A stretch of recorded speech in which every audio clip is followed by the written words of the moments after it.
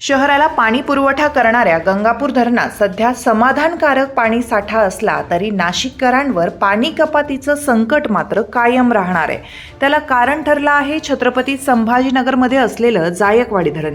जूनमध्ये पावसानं निराशा केली असली तरी त्यानंतर दुसऱ्या महिन्यात म्हणजे जुलै महिन्यात मात्र सुरुवातीला जोरदार पाऊस बरसला। पावसाचं आगमन लांबलं त्यावेळी धरण साठा 30% आत येऊन पोहोचल्यानं नाशिककर चिंतेत होते।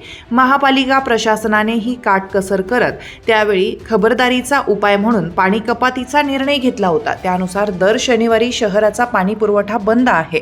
जोरदार पावसामुळे शहराला पाणी पुरवठा करणाऱ्या गंगापूर धरणात उपयुक्त पाणी साठा 73% इतकाच आहे। तरीही शहरावरचं पाणी कपातीचं संकट मात्र कायम राहणार आहे। धरणात बऱ्यापैकी पाणी साठा असल्यानं पाणी निर्णय मागे घेतला जाईल असं नाशिककरांना वाटत होतं, पण कसलं काय, जायकवाडीने त्यात खोडा घातला म्हणायचा। संभाजीनगरमधल्या पैठण इथं गोदावरीवर हे धरण बांधण्यात आलं आहे। या धरणाचा साठा नाशिक आणि अहिल्यानगर जिल्ह्यावर अवलंबून आहे। जेव्हा नाशिक नगर जिल्ह्यात जोरदार पाऊस पडतो त्यावेळी जायकवाडी धरणात पाण्याची आवक वाढते। पण या दोन तालुक्यांमध्ये पाऊस समाधानकारक नसेल तर मग मात्र जायकवाडीच्या पाण्याचा प्रश्न निर्माण होतो। पिण्याच्या पाण्याबरोबरच त्या धरणावर अवलंबून असलेल्या प्रत्येक घटकावरही परिणाम व्हायला सुरुवात होते।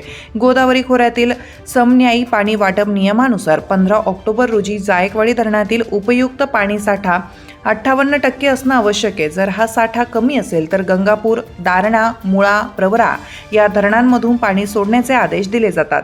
त्यामुळे या धरणांना जायकवाडीचा साठा वाढत नाही तोपर्यंत आपलं पाणी जपून वापरावं लागतं।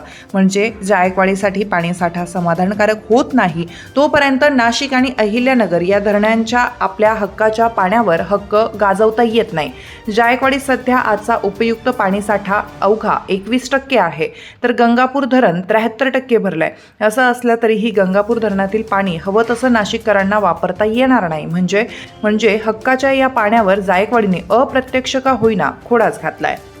तुमच्या भागातील प्रत्येक बातमी पाहण्यासाठी तसेच अशाच ताज्या आणि विश्वासार्ह घडामोडींसाठी उत्तर महाराष्ट्र न्यूज नेटवर्क सोबत जोडलेले रहा। सोबतच फेसबुक, इंस्टाग्राम आणि यूट्यूबवरही आम्हाला लाईक आणि शेअर तसेच सबस्क्राईब आणि फॉलो करायला विसरू नका।